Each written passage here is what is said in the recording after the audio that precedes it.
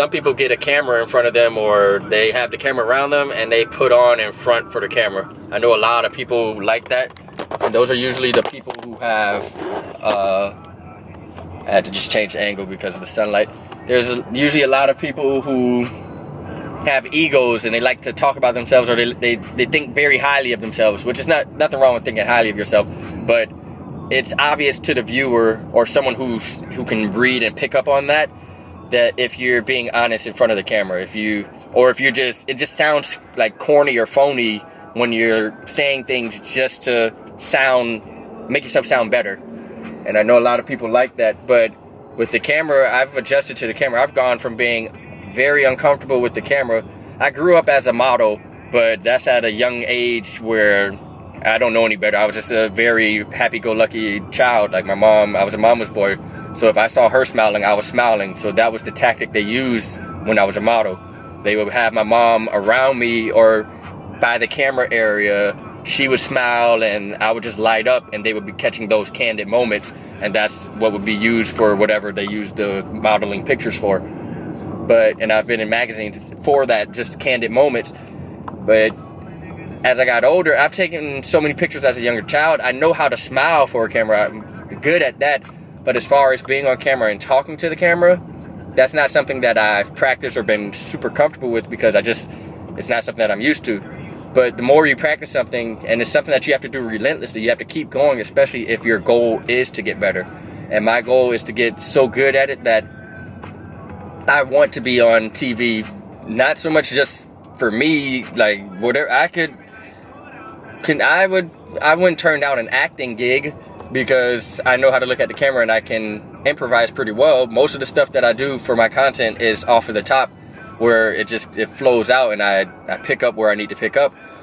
But I want to have a show for my business, because I feel like what we're doing would be pretty inspiring and pretty dope to be on a television, Netflix, cable, YouTube series, but with another person's perspective, because I would love to just live the life and actually go through the motion so you can see it from a different perspective than the first person view. But in order to get to that point, and I'm not in a position where I can just pay. I know a few people that are better than me with the camera, one being my boy Gavin, went to elementary, middle, high, college with him.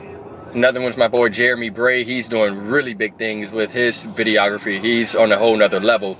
And I would love for them to record what I'm doing, but I would never ask them to record it, because they're great at what they do. They deserve big money for that. And I'm not at a point in my life right now where I can afford to pay them to do it. But when I do get to that stage in my life where I can afford whatever they're offering prices, because I don't want it to be where they tell me a price and I say, I can't afford it, because I'm not going to try to finagle them or ask them to lower their price. They deserve whatever they ask for, because their quality of work is that good. But I want to get to a point where whatever the price they ask for, I want to be able to pay for it. But once that time happens, that's when I'll have like a camera crew actually following. Or if granted, somebody who's in that profession, they see what I'm doing and they like what I'm doing, if they do, and they want to do it themselves. But I have a few videographers who I would want to record this process, and also have that Miami DNA in them. Because just the Miami DNA, there's a different perspective. There's a whole nother perspective on life that Dade County, like born and raised, take pride in that. And I want people who take pride in that to give that same perspective, work as a team. Oh man, this traffic, 627. What exit I got? Like, probably, I'm like 40 minutes away. I'm supposed to be there at 7.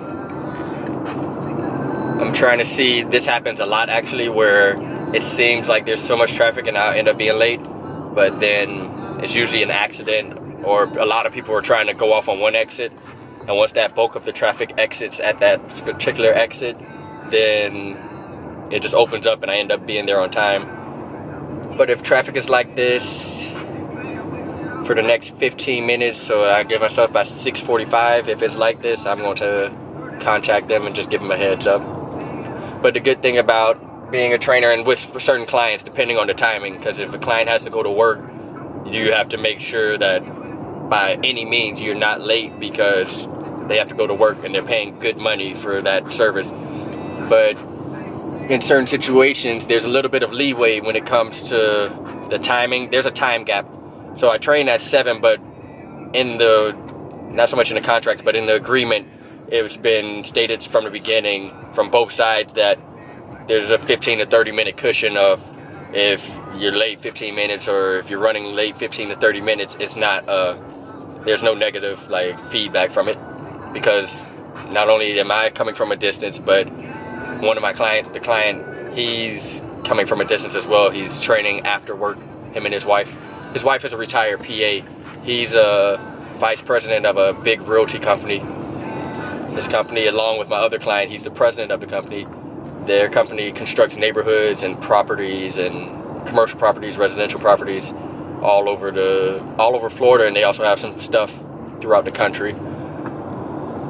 But he understands my struggle when I come late, because sometimes it takes him an hour and 45 minutes to get home, and it's only, without traffic, it's about a 50-minute drive. So he understands this life.